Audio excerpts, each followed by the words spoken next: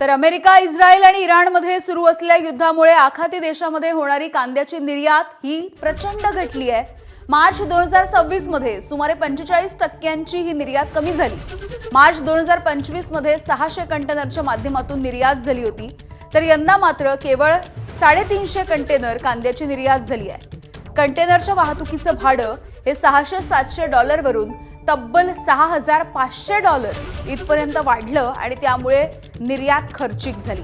निर्यात घटल्याचा परिणाम लासलगाव बाजार समितीमधल्या कांद्याच्या दरावरती दिसतोय। उन्हाळी कांद्याला जास्तीत जास्त ₹1,500 प्रति क्विंटलचा दर मिळतोय, तर लाल कांद्याला ₹1,417 दर मिळालाय। गेल्या वर्षी हेच दर 2600 ते 3100 रुपयांपर्यंत होते। कांद्याचे दर घसरल्यामुळे शेतकरी आर्थिक अडचणीत आहेत। कंटेनर भाडं नियंत्रणात आणून कांदा निर्यातीला किमान 10% सबसिडी द्यावी अशी मागणी निर्यातदारांकडून केली जाते।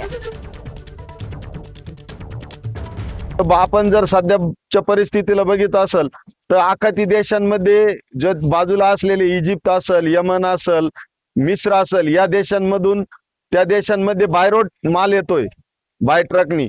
त्यामुळे त्यांची कॉस्ट कमी पडते आणि कुठेतरी आपले जहाजांचे भाडे वाढल्यामुळे आपली कॉस्ट ही अतिशय जास्त पडत आहे। तर त्यामुळे आपल्या निर्यातीवर त्याचा फार मोठा फटका बसलाय। तर सरकारला आमची हेच मागणी आहे का सरकारने हस्तक्षेप करावे आणि निर्यातीला कुठेतरी जे जहाजांचे भाडे वाढले यासाठी कुठेतरी सरकारने कंट्रोल केलं पाहिजे आणि व्यापाऱ्यांना पण 10% सबसिडी दिली पाहिजे, म्हणजे त्या जास्तीत जास्त कांदा हा निर्यात होईल। तर अमेरिका इराण या युद्धाच्या झळा या पोल्ट्रीच्या व्यवसायाला देखील बसतायत। प्रामुख्याने अंडे उत्पादक व्यावसायिक जे आहेत ते